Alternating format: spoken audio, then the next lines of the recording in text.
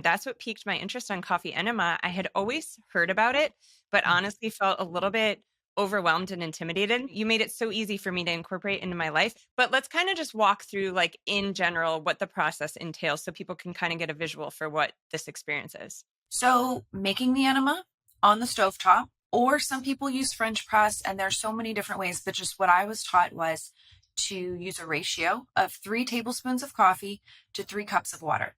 And I've been living with someone for the past 6 years. We've both done them. So what we'll actually do is take 6 tablespoons, simmer it in 3 cups, and then make sure the volume is so it's like a concentrate, and then add in more cold water, distilled water, so that it's still that same ratio of 6 tablespoons to 6 cups of coffee, which is 3 to 3. Now, if you're someone who is caffeine sensitive, maybe start with less. And some doctors will recommend people start with a teaspoon to 3 cups, or 1 tablespoon to 3 cups, or whatever it might be. But I was able to start with 3 tablespoons and 3 cups and had no issues.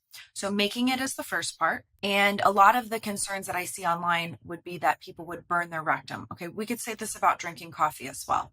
So in the course, I talk about the pinky test. If you cannot submerge your pinky in the coffee for at least 10 seconds without any discomfort, it's too hot. So please don't ever use a coffee enema that is too hot. That would be so silly. So making the coffee. The other part that people can find a little challenging is priming it. Now, I don't know if you're using an enema bucket or a silicone enema bag.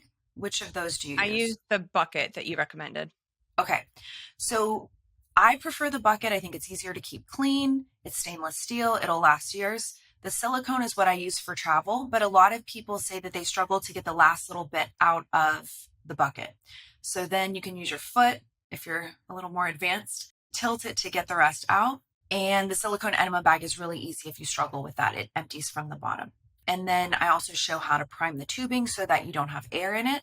It's not like having air in an IV, which could be potentially lethal. It would just give you gas pain, which is uncomfortable. So I show how to actually prime the tubing. And then I like to insert it while standing up. And due to our anatomy, laying on the left side allows for facilitation of the coffee enema to go inside in through the rectum. Some say it's absorbed by the hemorrhoidal veins, but I've always been taught that we want to get it up to the portal vein near the liver. So once the coffee's all the way in, you would lay on your right side.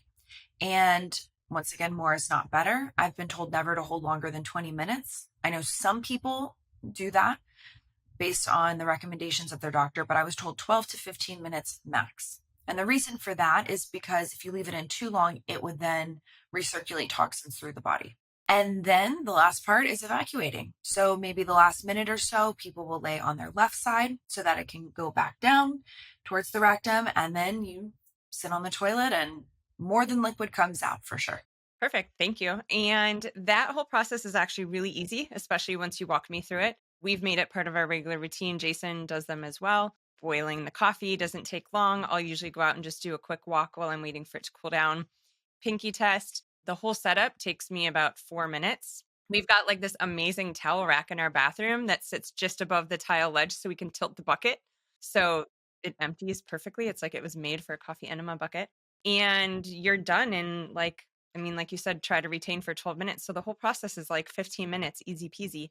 I want to talk a little bit about why coffee. Does caffeine matter? If so, why? And then obviously source of coffee is important. Yes. Okay. So a lot of people ask, especially if they are caffeine sensitive by mouth. I'm one of those people. If I drink coffee, I feel very anxious. So I Mhm. understand that concern. And as always, I'm not here to tell you that coffee enemas are right for you. My course teaches you how to do it if you've been given the green light from your doctor. So why caffeine instead of decaf? Because caffeine contains palmitic acids, which are short chain fatty acids, and those allow for the production of, they're very big words, but basically it allows, we'll go a little further in the chain because I can't recall the words off the top of my head, but the production of GST, glutathione S transferase, which then helps with glutathione production, particularly in phase 2 of the liver.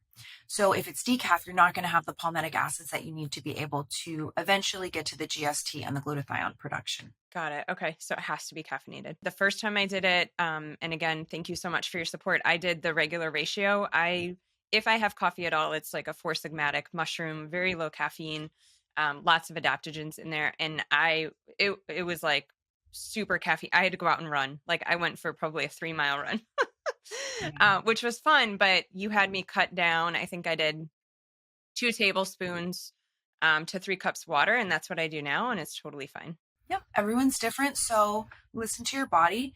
And just because it's been recommended to hold for 12 minutes, I will never tell someone to override what their body is telling them. So if it's 6 minutes, your body's like, it's time for me to let this go, then listen to that. What I mean by that might be nausea, chills, or just feeling like I'm just gonna poop my pants if Fine. you have that Mhm. feeling.